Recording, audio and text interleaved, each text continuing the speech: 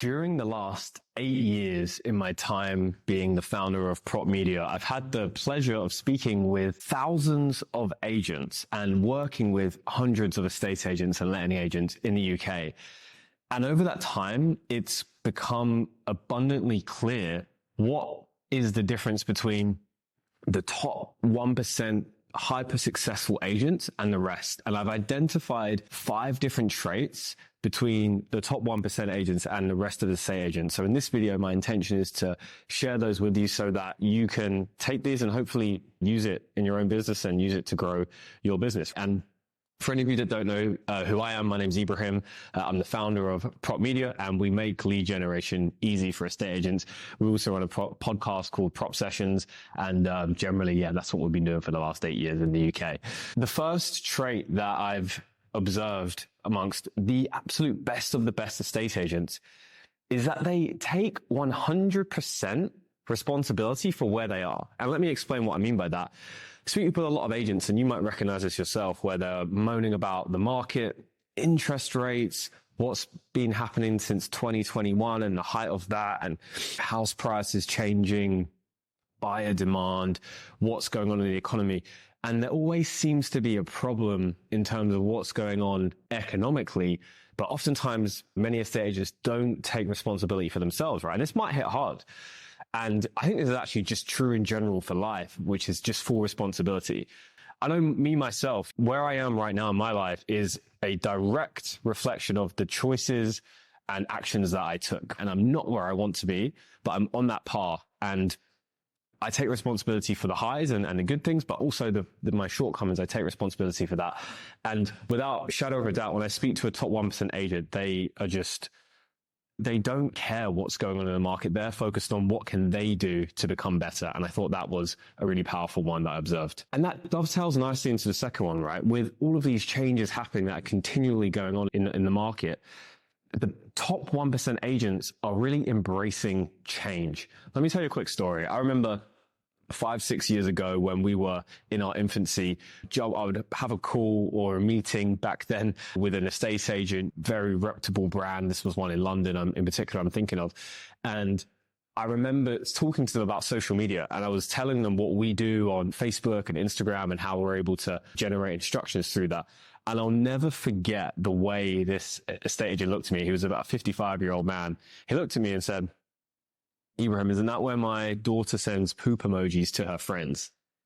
And I laughed and smiled. And I remember thinking, wow, what an opportunity this time is with all the changes coming, because there are so many agents who thought like that back then who haven't embraced change, which has created this massive wide open gate for all of these new, more modern agents who are really just taking up market share. And rightly, because these are the old schooler type estate agents, how I often refer to them as, haven't necessarily changed or changed quickly enough. Which brings me on to the third point, which is the top 1% agents that I've observed are such fast action takers. If you parallel that with the agents who are just about scraping by, make just about breaking even, they take such a long time to make just one decision, particularly if it's something to grow their business or just to do something a little bit different or try something. And they're always looking at, okay, maybe I need more information.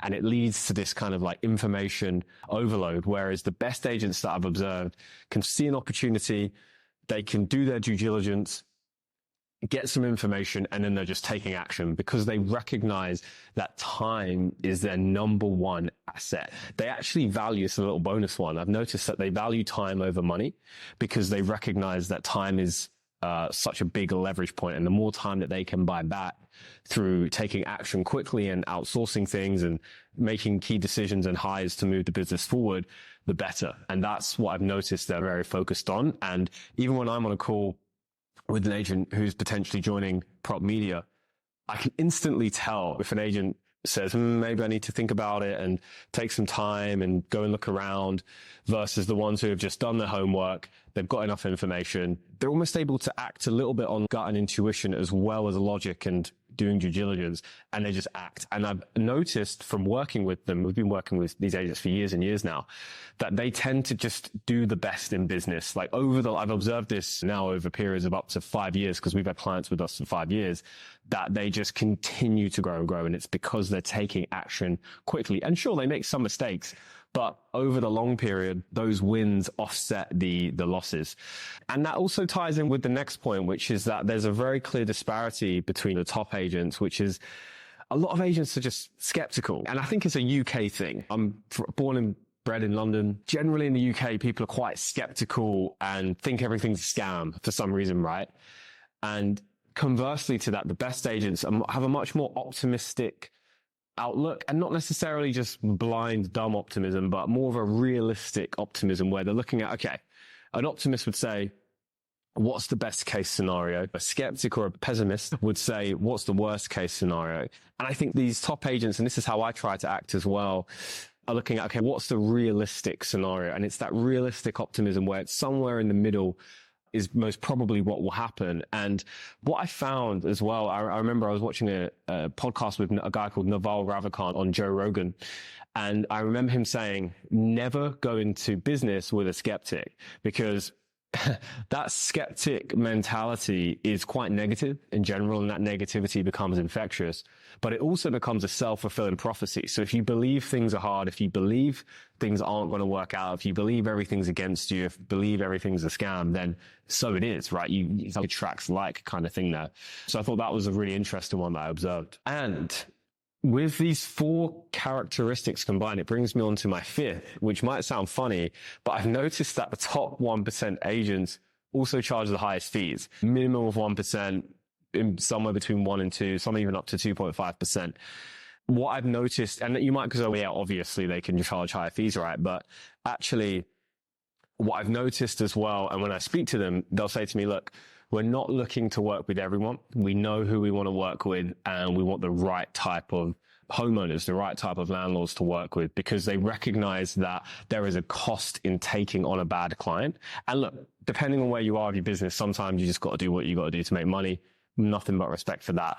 But the top agents are willing to turn away business, right? And that is what enables them to charge higher fees. And so I've spoken to many agents about this. They say, look, if my fees are questioned, then we're not going to negotiate on that. We'll show our value.